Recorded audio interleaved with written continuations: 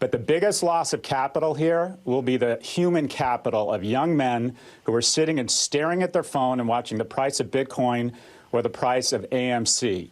And ask yourself, would you be better off taking that 1, 2, or 3 hours a day and working out, trying to form relationships with mentors, with romantic relationships? What the hell is this? Who are you? GameStop, if you don't know, it's a video game store. Over the past 6 months, their stock price has grown by 8,000% because a bunch of amateur investors, maybe even some Russian disruptors who are part of a Reddit community called WallStreetBets, decided to buy a bunch of GameStop stock. Russian disruptors. No, no, no, no.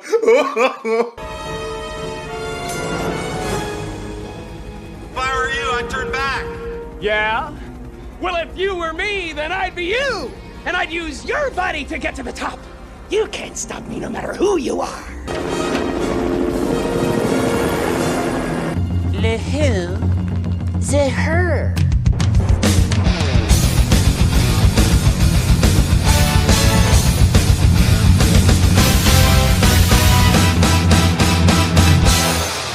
What's going on, everyone? Jeremy here from the Quartering, and shout out to all the diamond hands out there. Make sure that you stay away from those paper hands and also the many distractions that seem to be getting injected here. Now, I can't prove this for an example, but it sure seems like a lot of talk about silver is getting attributed to the WallStreetBets forum, but as a member of that forum, I see very little. In fact, most of the top comments are saying, don't get involved in silver and to keep your eye on the prize, keep your hands diamond. And it's been an interesting week. It's been eye-opening for a lot of people who are maybe casually investing now. I've been able to move everything over to my new site, which I'll leave linked in the pinned comment down below. I'm transferring my assets away from Robinhood in hopes that they will close down almost immediately. Now, just a few hours ago, an interview started kind of floating around. Elon Musk led bizarre interview with Robinhood CEO quizzing him about last week's GameStop drama. The GameStop saga continued to take a new turn on Sunday night when Tesla CEO Elon unexpectedly interviewed Vlad Tenev, the CEO of trading app Robinhood.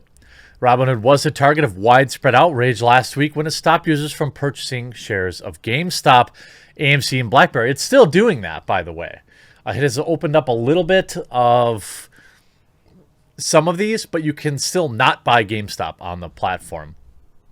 Now, Robinhood CEO Vlad had been caught lying, in my opinion, about the company's liquidity. 4 days ago, talking about how it wasn't a liquidity issue, and then going on to talk about how they needed to make some gigantic multi-billion dollar cash deposit in order to allow to keep trading. So which was it?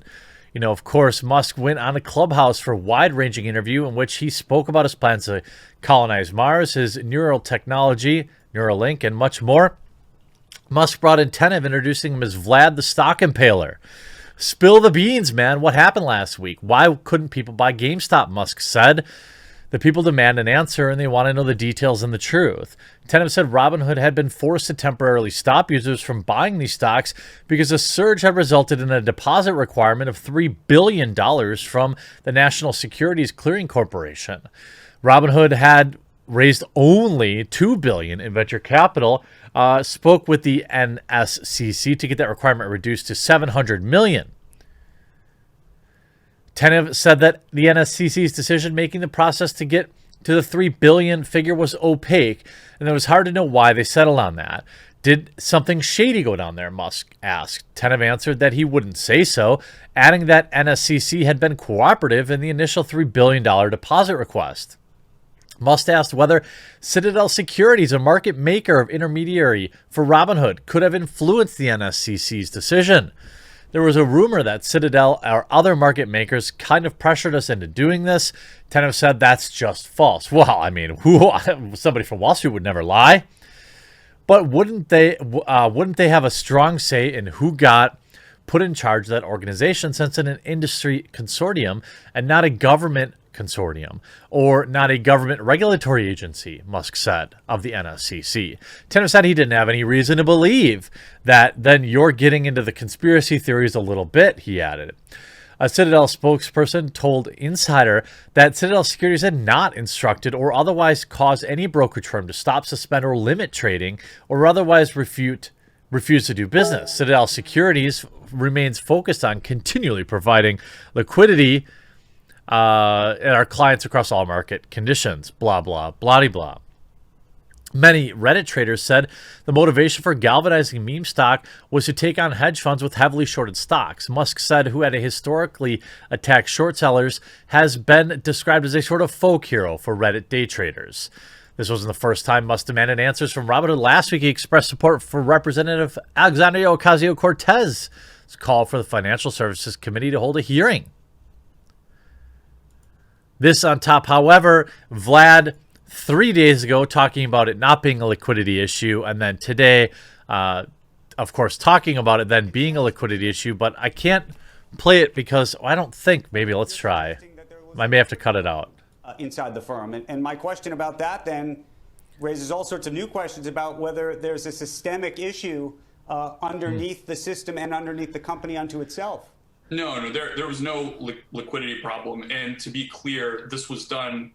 So he says no liquidity problem, but then 3 days later, As a broker, I can't play it because this song always gets claimed, but essentially then he admits that they had to put $3 billion in and all this kind of stuff. So, it absolutely felt like it was a liquidity problem. But then we had Jimmy Slimeball Kimmel getting in here, accusing Reddit traders of being Russian disruptors. If you don't know, it's a video game store, and like a lot of businesses, they've been struggling because of COVID. But yet, despite a sharp decline in sales, over the past 6 months, their stock price has grown by 8,000%. Okay, yeah. Because a bunch of amateur investors, maybe even some Russian disruptors who... Whoa! Corporate shill Jimmy Kimmel, of course, sparking outrage for calling Reddit investors, quote, Russian disruptors. Now the hedge fund guys are upset and they're pushing for an investigation that they're like, we can't have a bunch of randos from Reddit manipulating the market. That's what we do, stealing our things. The comments have angered many Twitter users who feel Kimmel is siding with the wealthy Wall Street investors over the underdog Reddit community who took on the stock exchange. Kimmel, who also caused upset by comparing the former Daily Show host Jon Stewart to Donald Trump in a screenshot of a now deleted tweet that was circulating the platform. Stewart, who famously eschewed social media for years, joined Twitter last week after being compelled by the Wall Street Reddit GameStop news. We have Jimmy Kimmel saying, Donald Trump, is this you? Like, Jimmy Kimmel literally siding with Wall Street. Because Jon Stewart's tweet was like, this is bull, Redditors aren't cheating, they're joining a party that Wall Street insiders have been enjoying for years. Don't shut them down, maybe sue them for copyright infringement instead. The wealthy are really trying to make this a Trumpsters hate Wall Street thing, aren't they, said another user. While another added, Jimmy Kimmel really thought he had more respect from people than Jon Stewart. Lamau. Another tweeted, this doesn't make sense. I mean, maybe because I'm dense, but WallStreetBets are the good guys. Kimmel is making them seem like the bad guys. No, that's exactly what Jimmy Kimmel was doing, of course. Of course, that's what he does. Now, Reddit sending AMC GameStop stock to the moon is a mild update. As of right now, GameStop dropped sharply at the open of the market, but has remained steady for most of the day. It's currently $127 now in the afternoon Central Time, and it's down $81 per share. Still sitting at $244, which is an insane number, but it's been holding on. AMC, meanwhile, has been all over the place today as a stock, but overall seems to be up And as I watch my stonks in the other window, feeling pretty good about it. Of course, this article, at one point, Reddit users from WallStreetBets sent the stock up more than 14,000%. They've spread the strategy to struggling movie chain AMC and tech company BlackBerry, too. In their wake, these online market players have upended Wall Street. It's not just big-time investors losing billions, though. There's endless memes, app trading disasters, and weird internet lingo, like calling stocks stonks. It's a crazy story, complete with cameos by Tesla CEO Elon Musk, CNBC financial commentator and former hedge fund manager Jim Cramer. There's even Michael Burry, one of the subjects of the book The Big Short, who happens to be a prominent investor in GameStop. Even Silicon Valley found a way to get in the middle of this mess. It's been wild. Well, that on top, it's not going to stop getting any less wild, because now the story of GameStop and our Wall Street Bets is already being turned into a movie. It's not even over yet. Well, the situation is still very much ongoing. MGM has bought the film rights to a book proposal called The Antisocial Network, a novelization about the GameStop stock market story that has been developing over the past few weeks. If you've been wondering exactly what we're talking about, we already know. Everyone already knows. The film already has big names attached to it, including Aaron Ryder, the real life Winklevoss twins. The writer of The Antisocial Network is also an award-winning writer, having penned over 20 novels, one of which has already been turned into a movie, The Social Network. So the same guy that wrote about The Social Network is now cashing in on The Antisocial Network. Of course he is. Of course he is. And to finish up with just a bit of memery, shout out to Caspar. It's happening. This was back on Friday. Between 3 and 4:30 p.m., a plane will be flying in Banner over San Francisco that says, "Suck my nuts, Robin Hood." And I slid the pilot some extra money to circle right above Robin Hood's HQ for a while. Go take some photos. I don't even live there. Here's the flight path. Has the flight path all planned out. Here's Robin Hood's headquarters.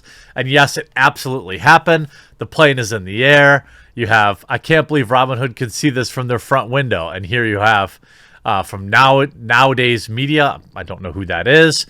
You have, when I die, just put this video of a banner that says, "Suck my nuts, Robin Hood," being flown over the HQ on my gravestone. I mean, there are absolutely people who have made money, who have made enough money from this meme investing that it's been worth it. And they have extra money, and people are really doing good things with their money. People are saving, sending money to sick kids. You have a, quote, victim of GameStop, just to keep things in perspective. Quote, victim of the GameStop frenzy is building a bigger mansion. Hedge fund manager worth $300 million is knocking down Miami beach house next door to build tennis courts, even though his company lost $4.5 billion in the Reddit frenzy. Never feel bad for these people. They are rich beyond numbers that we could never possibly understand. Make your money, keep those diamond hands strong, because slime balls like this, and I'm going to finish with this video of what might be the biggest weirdo that I've ever seen. Literally whining about, actually, let me grab it. I think I closed the window. It was so good. He was talking about, how do I say? Talking about the biggest loss in capital. Here, this guy, right? Listen to this guy. You're learning here. Maybe it's fun, fine. Maybe it's a movement. But be prepared to lose 80 to 90% of it. And if it's still worth it, then have at it. But the biggest loss of capital here will be the human capital of young men who are sitting and staring at their phone and watching the price of Bitcoin or the price of AMC. And ask yourself, would you be better off taking that 1, 2, or 3 hours a day and working out? I mean, this is what fear looks like. The greatest loss in capital here is from young men who are more prone to gambling addiction, who don't understand the markets. Skyrocket. I think you are going to see an explosion in young male depression, and I think a lot of it is going to be reverse engineered to apps that convince you you're part of a movement or physically addict you to your phone. I mean, isn't this what eggheads like this guy and other huge firms have been doing for years? It's only different now that regular normies are out there doing it. Hope you enjoyed this video. We'll talk to you again real soon.